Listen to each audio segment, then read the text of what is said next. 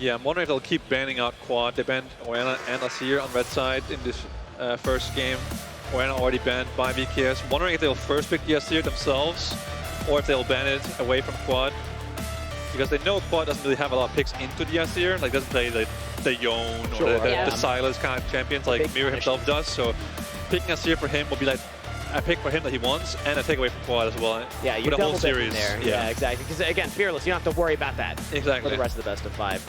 So as we see the first couple of bans come through here, no Azir ban from FlyQuest yet. VKS do still have that on the table, but Orianna, the focus for them, plus the Trundle, Pantheon, and Nico taken off the table so far here. So again, eyes will be on FlyQuest if they have their same focus on Azir that Sven was highlighting there. Yeah, and I'm wondering what the third ban is going to come out from FlyQuest as well in Game 1. It was that Aurora, as we do see the Yone come out from VKS. This point to an Azir first pick. Yeah. Yone is a typical counter matchup, so surprised they banned the Yone from Quad. He doesn't typically like to play the melee mid laners like Yone and Silas and so on. So definitely telling FlyQuest that they're going to first pick Azir if they give it to them. FlyQuest probably thinking about that right now. Yeah, Azir is nerfed. Oh. Yeah, so they do stick with that Aurora ban. So see if... Likely an Asir here for VKS. Qual will probably just play something like Victor against it or whatever. Ah, Sona. It always could be that. No, hovered what a and now locked in. surprise. So now what do we think are the available counter picks that Quad would play when we think about Quad's champ pool? I mean, it's probably just going to be a Victor. Or Orianna is available, so it's kind of simple. Like, oh, Orianna banned? Okay, Victor then. Okay. Maybe Rise, maybe like... Go down the flow chart. Yeah. Yeah, just kind of something that Quad is super comfortable on, that also scales really well, right? We talk about Azir scaling and pretty much Talia too, with the draft. Oh yeah, that's a combo as well. Yeah, I think still up. Well, that buy is locked in, so let's see if they want to go for that. So they don't need to right away, because low chance VKS would pick that away from them. They could go for something like a support. I think it's or valuable to have top counter pick on 3, so I think just matching mids here gives Whippo the best answer, because if you take there it is. Renekton or Mbessa, then you can pick the other vice versa. So I'm expecting top on 3 here, and then I think VKS will also pick their top side here as well. Yeah, you gotta wonder if they will pick the Mbessa blind or something that's really against Mbessa itself blind, because you know like about the whole LTA likes the Mbessa Renekton matchup. Yeah, I mean I'm a big believer in the Mbessa side, but even against Thanatos or Whippo. Yeah, absolutely. I think I can beat everyone on that. But ooh. Sven's unconvinced. So you think Boala's gonna go for the blind I think pick he's gonna go Renekton.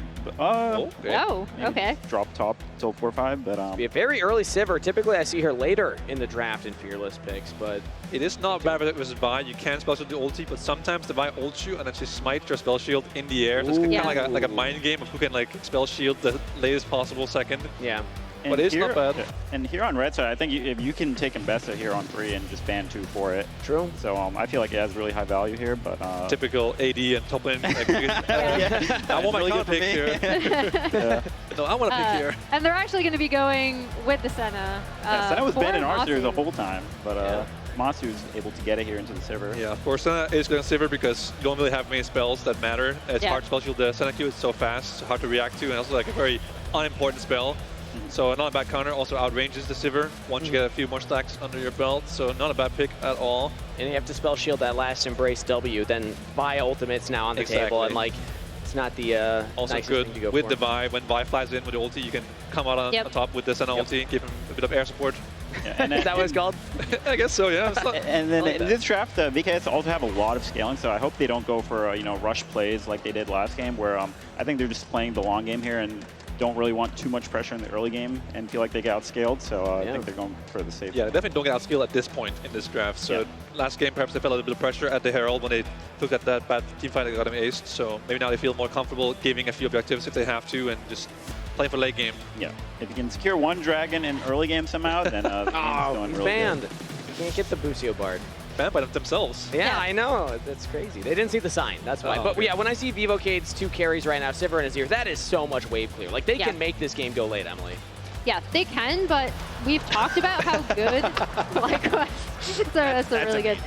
We've talked about how FlyQuest are good at kind of stalling, giving up objectives, and playing the scaling game. They're also really good on compositions like this, with the Vi Talia. It was actually on this Vi in game 2 the last time that we saw Inspired really, really pop off, visiting mid, revisiting top, like reganking top to get Gakos ahead in that series.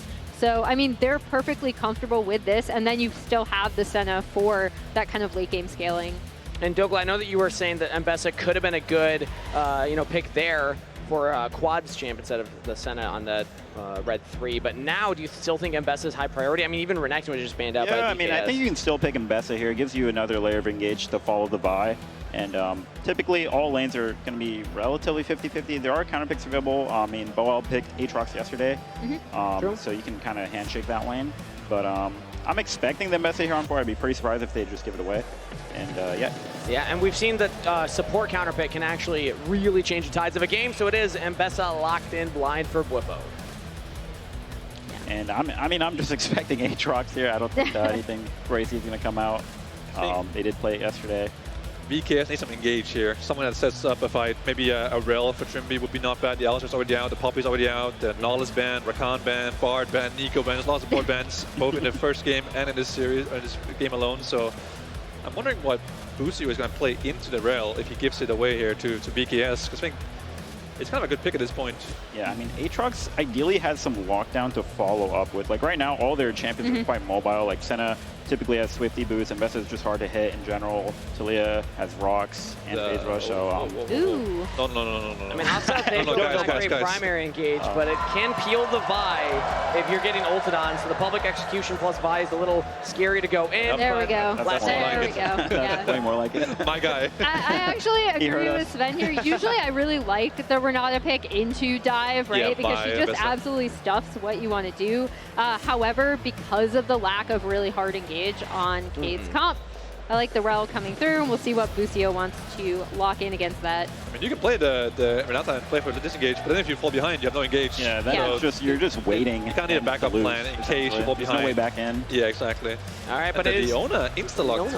Yeah, exactly. So they wanted some more engage for themselves. FlyQuest and Vivo Keyd, neither of them lacking for engage options. So I got to ask the crowd, because I heard some loud Vivo Keyd fans make some noise and think Vivo Keyd won draft. I'm telling you, they showed up in Dallas, but where's the FlyQuest fans at? Make some noise and think Fly won draft. A little louder, slightly. It might be a little bit of a bias. It might be slightly. A lot of draft experts out there. Yeah. But still, shout out to VKS fans who did show up today. Yeah, and now we will see what casters think of the draft. Thank you so much for joining us, Dokla. Your insight is always great. Big dope for having me. All right, thank you very much, Lounge. Welcome back, everybody. It's about time to hop into our second game here. We have the classic Talia Vi combo on the side of FlyQuest, going up against some Super Shurima scaling on the VKS squad. How are we feeling about this? I'm feeling like VKS just power picked the Sivir very early. It sent the draft down a bit of a front-to-back rabbit hole. I still do like the fact that since FlyQuest is such a disciplined team, VKS not having that many really hard engaged tools, I think FlyQuest should be able to maneuver around that pretty well. I'm feeling confident for FlyQuest, but that's more based off of the results of how game 1 ended. Well, I also think it is particularly effective if you can combine Vi with solo laners that can play off of guaranteed hitting skill shots. So Vi plus Talia is super common. You know, you get your seismic shove. So the 2v2 and ability to pick off, especially like Xin Zhao that doesn't have ability to dodge, is very powerful. But also Vi setting up Mbessa ultimates to make sure that Mbessa can guaranteed land the ultimate as well and really layer that. Also super powerful 2v2s for FlyQuest. So even though Xin has a good one-on-one versus Vi, if you can combine in a lot of these 2-on-2 situations and skirmishes, I like those options for FlyQuest. And then even if you are scaling, Matsu here on Senna with Ghost and Flash very mobile and scaling into the range with soul stacking is another good out for FlyQuest. All right, level 1, we are getting even less contact than a line of scrimmage. Everybody's kind of just hanging out on their own sides of the map here. As you can see, highest win percent in 2025 for domestic play. That's FlyQuest, man. 80.6% of their games have been wins. Next closest is still about 4% behind them, CFO, and then Gen G behind that. And one of the challenges when you actually win that high a percentage of your games is staying challenged and finding new ways to improve and not becoming complacent. It's something that Busio in particular has talked about in a lot of interviews, just trying to make sure they're always on the lookout for upsets and they're always trying in every single scrim to be better. So far, they've been able to pull it off, but you never know. And Trimby trying to jump forward there with the crash down, put on some early pressure, but the trade goes FlyQuest way. Yeah, and these are pretty good for FlyQuest because they've got a good sustain advantage with the Senna and fleet footwork here for Masu. And so they can heal right back up after. Level 2 comes in pretty big. Pretty spicy. Yeah, it was Whippo who hit it first, but while hitting it right after means that he still ends up winning out in the trade as Whippo wants to continue scrapping back and forth. Both of these champions have the ability to just spam those abilities out whenever the cooldowns are off, so I expect a lot of trading up here in the top lane. Level 2 now for the bottom lane duos, as well as Trimby is forced to crash down defensively to get away from Busio. I mean, this lane can get out of hand very quickly, especially because both champions have such dodgeable skill shots that are crucial in whether or not you can win an all-in. So you can get yourself trapped in a pretty tough situation if you're looking to play aggressive. I feel like either one of these could quickly turn into an all-in from either side. Whippo continuing to slash and dash around as Morteos and Trimby still have to push here in bottom lane. And this little timer for Whippo is very important because the big difference in top lane is often jungles. And jungles are pathing to opposite sides. So Desamis and Xin are going to be up on the top side of the map. Wow, getting a nice little chunk there. Whippo really wants to get this wave in before recalling. He has a good ward in the river. Gets the cannon, that's probably enough, especially with the number of minions that would push back to him over time if he wants to reset, but he's just trying to stay in experience range now. Okay, he will stay there for the time being. Desamis making his way up. Just to the Scuttle Crab, though. There is that ward that'll spot him out if he tries to make his way all the way into the top lane. This is... Come on! That's a crazy question. Super early, too. The question is, do you want to win that so that you're ahead at that point and then you just don't throw? Oh.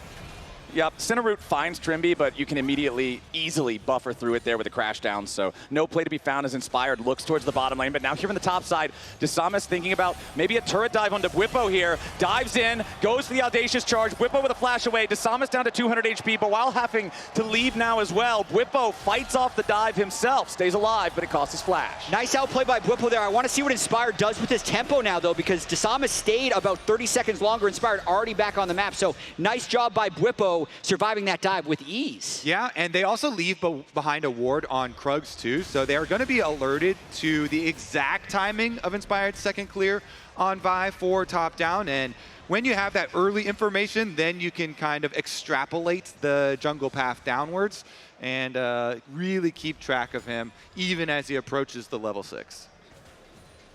Well, 67% of fans said that FlyQuest would throw at Otacon, so that means 67% of fans think that FlyQuest are going to win the first 20 minutes of the game. Yeah, and because I disagree. You can't throw from behind. I disagree that they'll throw at Otacon, man. This team is so disciplined. 40-1 went ahead in gold at 14 minutes, and it's still a pretty good win rate when behind at 14 minutes as well. Happens when you win 80% of your games domestically. I mean, technically, game number 1, they were behind at 14 minutes, and then immediately at 15 minutes, they swung the game by 3,000 gold, getting an ace at the Rift Herald because they found that exact team fight they were looking for. And in this game, again, we already talked about it for VKS. They are very limited on engage mechanisms. It's kind of got to be the Trimby show versus Leona and Vi and Ambessa all being able to find angles on the FlyQuest side. So here's a really interesting timing window to look at because we've got support roam timers here as they go for their recalls.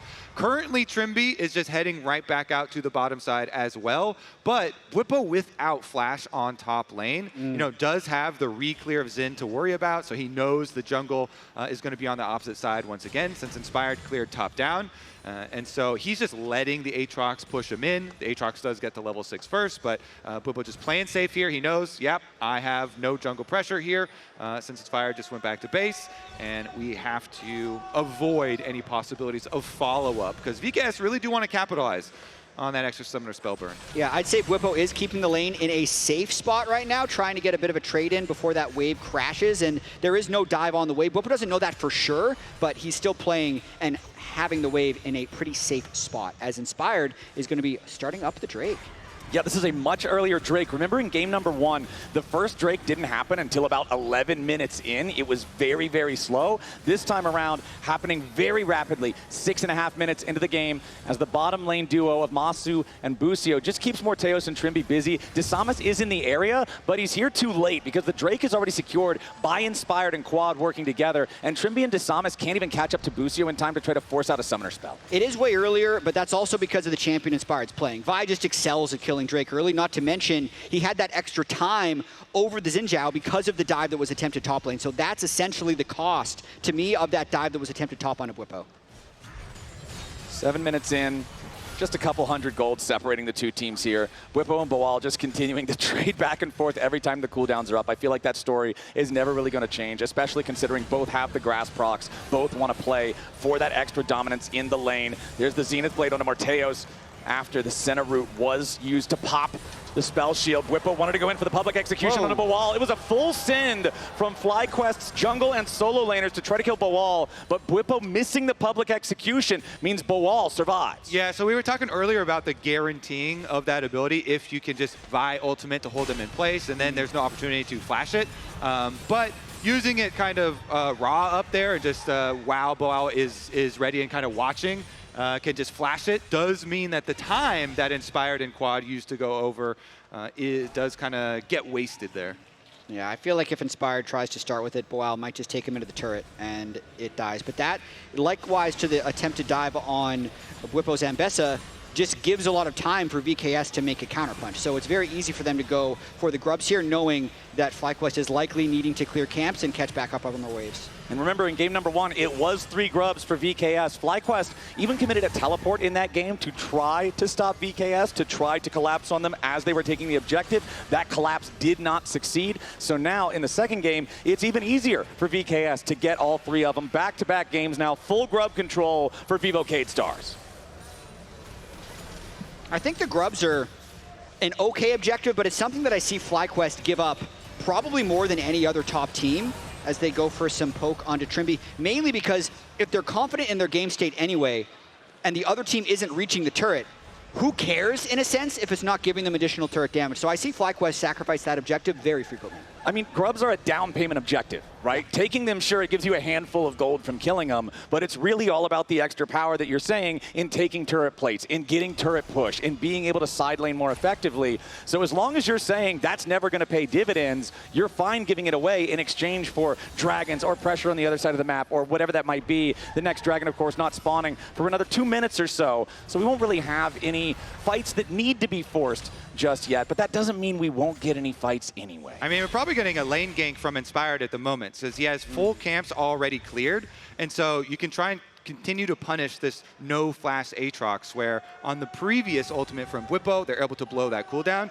so now they really want to punish it, but once again, Boal here knows that there is potential for a possible aggressive play, so he's been playing fairly safe. We'll see what he learns as well. The Gatko series, Inspired really helped out with a lot of top ganks, and it was catching Boal in situations like this. If he's been able to track the overall state of the game, it's about to pop out. Oh, the Vault Breaker just barely missing. 100%, able to track it there and play safe. So when they make the call, obviously Boal, is going to be alerted. So FlyQuest make the call, hey, we're just going to force this now. Bring Busio, push the wave, and go.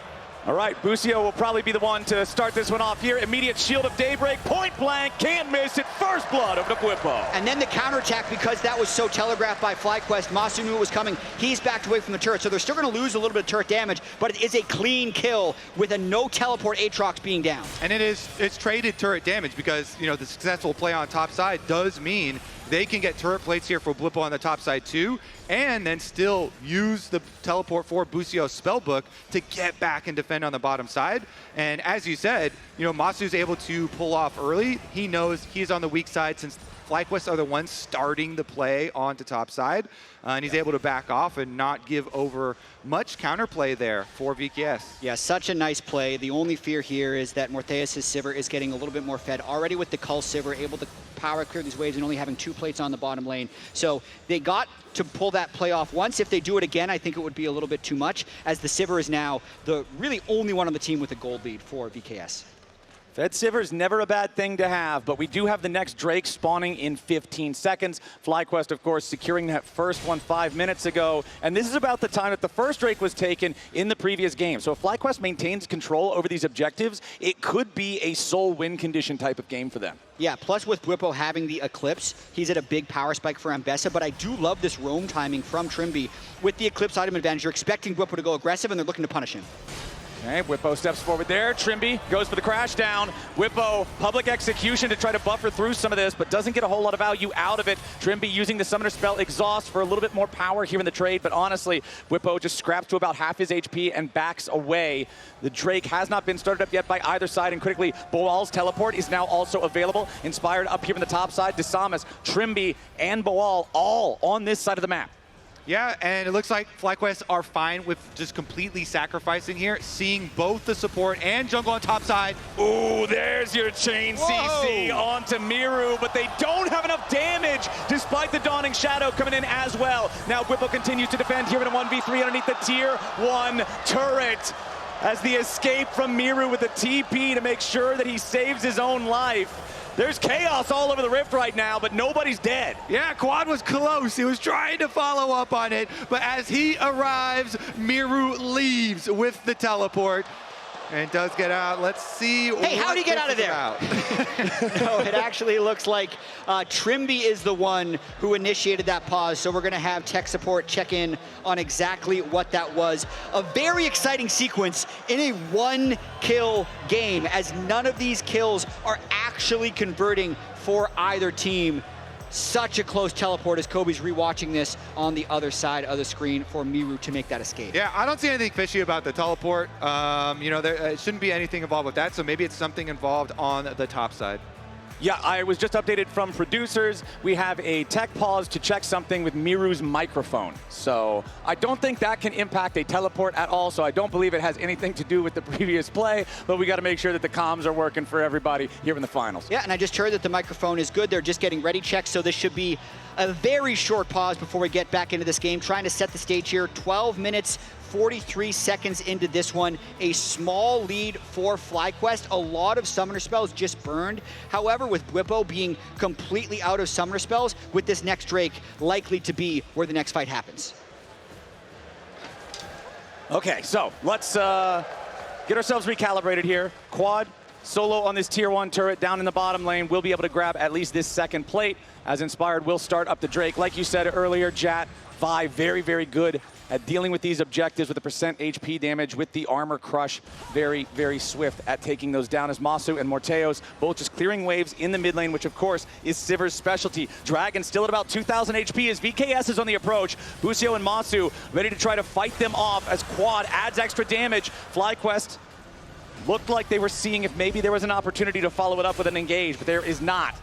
Yep, good timing there from FlyQuest, able to burn it down before anyone comes. And a big part of that is that they had the pressure on bottom side. Quad had fully pushed in, they had just chased off the Azir, Mira was coming from base, and so the bottom wave had been pushed into tower, so Quad could come help with DPS on the Dragon. So even though the support and jungle roam timers were kind of close, FlyQuest are able to get their Dragon number 2. Yeah, I got to give an early shout out to Quad so far in this Taliyah game. Both of the Drakes, he's been able to get mid push and then help Inspire take it down.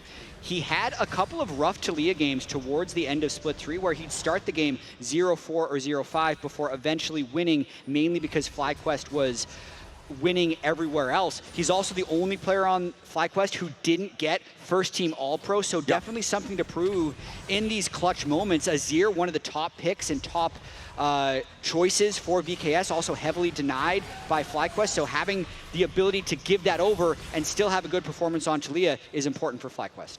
Well, the second Dragon going over to Fly does bode well for them. One more neutral objective, and they will claim that feat of monster slaying. And we do have the Rift Herald spawning in 20 seconds. Like you guys already mentioned during the pause, it's only 1 kill on the board as we're about to hit 15 minutes. So another very, very slow early game. But remember that the Rift Herald fight was where it all took off in game number 1. It was 2-0 VKS before that Herald in game number 1. After that, it was a landslide for Fly. And we could point out a lot of this prep work. Busio just went into the jungle to get some vision down. They're into the river very early. Inspired is going for a recall right now, though. So his timer is going to be coming straight from base. Let's see if he's able to pick up much. All right, so Steel Caps and the Ruby Crystal here. That is a lot more durability this early on into the game. It is, but this is another situation where we have Quad in the bottom lane, so I feel like FlyQuest is going to wait for VKS to pull it, and they're the ones forcing the tempo on this play. And if they want to fight, that's when Quad's going to be teleporting in and looking for a play. Meanwhile, Bwipo and Boal trading as they're on the top side of this skirmish. Boal loses out on the trade, but does have the honey fruits to eat to heal back up a little bit. Quad takes the bottom lane turret down below that final plate as FlyQuest are watching VKS take the Herald, and they're just deciding, okay, you can take the Herald. We're going to get the first turret down here in the bottom lane instead. So now it's 2 neutral objectives to 2, but it's first turret over to FlyQuest in the bottom lane. Exactly, but I also loved how they kept VKS uncertain. Quad finished the wave, went into Fog of War, so that VKS had to keep 5 people committed. So FlyQuest is getting small advantages in every lane, while VKS was able to pick up that Rift Herald. Yeah, they take the guaranteed tower now for kind of the delayed Rift Herald possibility of knocking one down, which, you know, it would one-shot stuff like the topside tower and heavily damage the mid tower. We'll see as well about the follow-up for the feats, because that does give another objective. And 3 people top here for VKS. Busio's in there to watch as the tower does go down, though. Yeah, 3 grubs. You don't even need to use the Herald when it's that low on HP. Azir walking up with an Ashor's Tooth, it's going to melt pretty quickly. So, getting the first tower in the trade for FlyQuest, we will see if they can then capitalize on either 2 more kills or, you know, the following dragon here to actually get to that feats and make use of the first tower going down, or if VKS is able to actually win that team fight. Again, one of the biggest determining factors here in these dragon fights is early access to the river. Getting vision here on this brush, and they go for it. Oh, nice Zenith Blade over the wall there from Busio, trying to combo onto Trimby, who wants to escape with all of his spells used defensively, but he cannot make the distance. FlyQuest spent a lot to get it, though, as VKS wants a counterpunch, but they're too slow to the fight, and FlyQuest disengages. Preparation is key, Flowers. They get there early, and they're able to punish as Trimby is going for his wards, while FlyQuest are already at the objective. Now, let's see about the follow-up. Inspired still does have his Vi ultimate, so they could go for a combo play. I feel like Trimby might have been a little slow on his Mikhails there, but that's a nice pick there by FlyQuest, still trying to catch this wave. They've done a lot of nice shadowing as VKS has crashed the waves. Something about FlyQuest is one of the reasons teams don't make plays against them is they're anticipating so many of the moves. So anytime they'd want to dive Bwipo, Busio's right there or Inspired's right there, and that's what we saw with the Talia as well. So it's difficult for Trimby to find these picks. I think one of the silver linings about Trimby dying, though, is that he did keep both summoner spells if he wants to now look for a fight around this next raid. Say also, generally, when you're going for wards like that, very, very necessary to keep your jungler close by. Because if you're just a solo support going for that, you can like try and hop away, but you know, clearly FlyQuest able to make their pick and punish it. Now though, he's back and alive. Oh, good damage by Masu. Yeah, Masu with the static shiv on the Senna makes both the trading patterns and the farming patterns a lot nicer. Bwipo versus Boal up here on the top side. It is Bwipo on lower HP, but you can never underestimate Ambessa with that Eclipse, as the next dragon is about ready to spawn here in the bottom river, live right now. Already 2 Drakes to nothing for FlyQuest. This Drake will determine who gets the feat of monster slaying. If it's FlyQuest, they'll also secure the boots on top of it. Okay, so Herald's going to get popped down in mid. They're going to try and push mid priority first here. Busio's ult is back up and available for FlyQuest. Okay. Nice wall, just block the Herald. Yep, Weaver's wall says Herald has to go somewhere else. Trimby, flash engage, going after Busio, looking to get revenge for the earlier engage from the FlyQuest support. Busio's in the middle of everybody, but Inspired is ready to join. Miru has to disengage. Disamus, Boal, and Trimby. The giant front line of VKS is ready to fight, but FlyQuest already claimed the first kill. Big it's fight a coming. 1-for-1 here so far, as FlyQuest keeps chasing. Trimby's next to die. Busio gets away. Bwipo with a kill on Miru. FlyQuest team fighting is just better. Boal, seismic shove backwards. He flashes forward to try to kill Busio. Try as he might, he'll only die.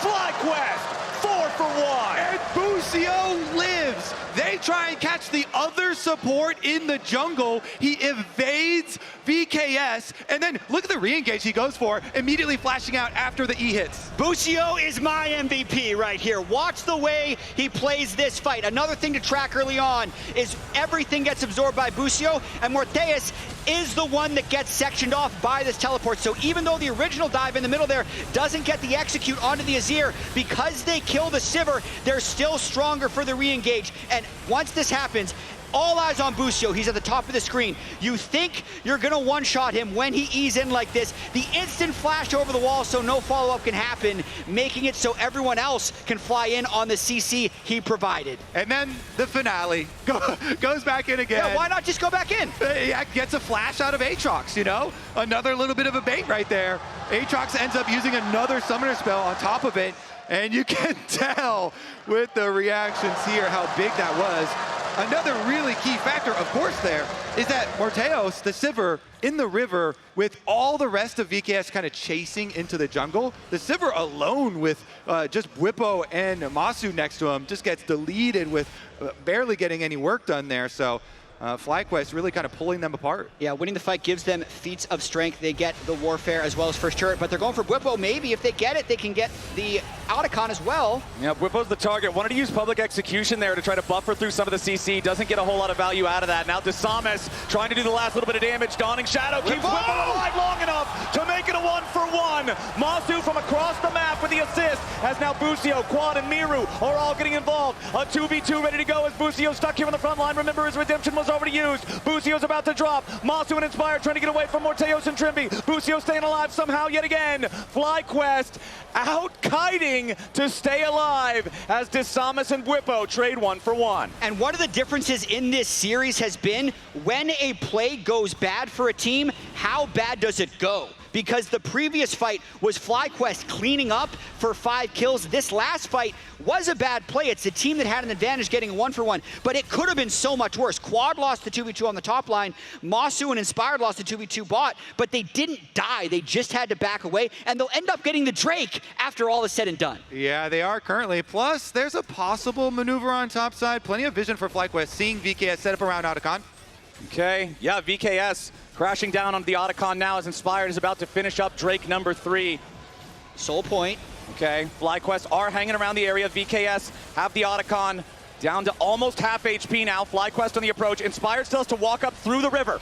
That poll, 33% of people thought VKS would throw. Let's see if it's true. Inspired versus Boal down on the bottom side of the river, while Trimby tries to engage up here on the top side, 4v4. Desamas going to be your first target. Tries to get away here with his Xin Zhao ulti, but he's already killed. Morteus about to die second. Masu doesn't have the range to take him out just yet as Inspired, looking to maybe cut him off, but Boal saves the rest of his team. The Otacon stayed aggroed. FlyQuest has their jungler. The Otacon is served on a silver platter to FlyQuest. So FlyQuest does not throw at Otacon. They just emphatically put their stamp on this game. Flowers, that is now Dragon Soul point, as well as the Otacon, as well as the top tower here. The game just getting blown wide open once again in favor of FlyQuest. Masu at 73 stacks on the Senate as well, liking these skirmishes that aren't fatal as he's stacking up. Whippo is, again, so strong in this game as 5-1 Ambessa. And earlier, Jat, you pointed out that Quad was the only member of FlyQuest to not win first team All-Pro in the North, that he was someone who had something to prove, that he had had a lot of rough games on this Taliyah. He is the highest individual gold lead in this game by a few hundred on his Taliyah, 2-0-2 on the scoreline. Seraphs, Leandri's Torment, upgraded Sorcerer's Shoes. This guy has been critical to their success here in the second game. And honestly, since he joined the team, they win the summer split last year. They win split 2, they win split 3, and they're very close to going up 2-0 in the LTA Championship with Quad. For as much as he might struggle in some individual games and is overshadowed by the rest of the team, this guy just wins. Let's see what VKS can try and do about it, because their backs are getting pushed against the wall yet again. You know, after the previous 3-0 series that they had versus FlyQuest, they said really lit a fire under them. They want to be able to show that they can take a game from FlyQuest. See if they can turn this one around. It's obviously going to be very difficult with Dragon approaching very quickly here. Only 2 minutes and 40 seconds left on that clock. Yeah, early Dragon Soul. That's what happens when Inspired's able to take that first Drake at 6 minutes. So this is another thing about the discipline of FlyQuest as they're trying to get a fight onto Busio. Busio with a defensive solar flare onto Desamas, immediately followed up by Quad's seismic shove into the unraveled earth. Means the VKS jungler is knocked down to half HP. He still has his Crescent Guard, but he was forced to use his flash to try to get away. Morteos also forced to use On the Hunt to get the extra little bit of speed to make sure that he doesn't get caught out there. So a couple of critical ultimates down now for the side of VKS. Inspired and Bwipo in the enemy jungle, wanting to steal away the red buff. Desama's going to be your target. Whoa. He's taken out by Bwipo. Morteos the next target as FlyQuest dives in. The Siver's under a lot of pressure. It's a double kill over to Bwipo's Ambessa. Miru rooted up. Bwipo wants a third, but he can't quite find the damage. He's exhausted. He wants to get away, but he does get shut down. Boal making something happen back for VKS, but still a 2-for-1 for FlyQuest. Big play by Bwipo and Inspired. Just a little bit of an overreach at the very end, but still overall very strong, getting so many flashes out of VKS. Not only do they kill the Sivir, they burn both the Barrier and Flash, which will not be up for the Soul fight. Yeah, I mean, they do get their red buff there. Desamas is able to get the post 25-minute red buff secure, which is pretty big, since it does go to everybody on your team. But they end up giving multiple people's lives, and it gives you a lot of time on the map when people go down this late into the game. You could tell Busio there already using this extra time to go get vision leading up to the Baron, which will be the next area that FlyQuest try and bait over. So they see Inspired go, but they catch Bwipo at the end and actually think they have a chance in this. The Senna air support coming in all these fights has been so crucial, and they instantly fly onto the Sivir in the extended fight. Yeah, I mean, Bwipo on this Ambessa has gone pretty hard. That one was a little much, but the initial one, as you said, double kill was good. Oops. Sorry. See, it's okay to laugh about those. When you're winning so hard, yes, those ones don't feel too bad. 7-2 oops is way better than 0-7 oops. Exactly. Let me say that. 0-7's not as much of an oops. It's more of a head and hands type of, oh no, not again. All right, well, we've got the Dragon Soul coming up, boys. 20 seconds on the clock. VKS know they've got to make a stand, so they're getting here early with the extra vision. Look at flashes. There's only one flash on the side of Vivo Keyd Stars, and it's on the support rel. So whoever FlyQuest jumps on, they're going to look to execute. Keep your eyes on Trimby. Remember, that's the only real engage here for VKS if they want to try to be the ones to strike first. VKS on the rod. Busio goes in. Miru's going to be the target. They can't quite kill him off just yet, but Inspired's going in for the ulti all-in. Miru's already down. Busio's still alive as Morteos is next to fall. The carries on VKS are already down. So is everyone else. Only at the cost of Busio. FlyQuest kill 4. Perfect team fight execution by FlyQuest. We just talked about the lack of flashes, and who were the first two people to die? The Azir and the Sivir, the two carries. Watch how FlyQuest do this perfectly. Exactly, the targeting here. Initially, they go on the Azir. Look how long that Vi ultimate is. Inspired's able to follow Miru here as he tries to disengage, and then the Sivir deleted up in the river with the other side, and Bwipo tearing them apart. And once again, it's that Senna air support coming in over the top with the Vi ulti to guarantee the kill onto Miru. And now right after they take the Dragon Soul, they'll take the Baron. 28 minutes in, double super buff for FlyQuest with an 8,500 gold lead. Looking to win their 5th game in a row against Vivo Keyd Stars. Boal trying to maybe get something back, but that's a 3-item Ambessa. He's actually wanting more. Bwipo was ready to take the fight. He missed the public execution. That's the but whole he's team, still Bwipo. going in. That's the whole team. 1 versus 5. Bwipo still wants it. He does not die just yet. FlyQuest coming in. The reinforcements have arrived. Boal down to 1/3 HP. Bwipo could be in a little bit of danger, but Miru doesn't find the right target. He's already dead. And VKS walked like lambs to the slaughter as FlyQuest will purge them all from bottom lane. It's another 4-for-1, and they're marching straight to the base. Yeah, they've got Baron buff flowers. They're gonna go for the end. It's Boal versus the North. And the North is looking ferocious. FlyQuest, they've got another minion wave coming up. They have plenty of health bars, plus a Senna to lead the charge. Only an Aatrox with no ulti has no chance to try to stop this push. Game number 1 was 19-4. Game number 2 is 18-5. FlyQuest are smacking VKS around, and not wasting any time doing it. Trimby, Bilal, none of them have anything to say as FlyQuest go up 2-0.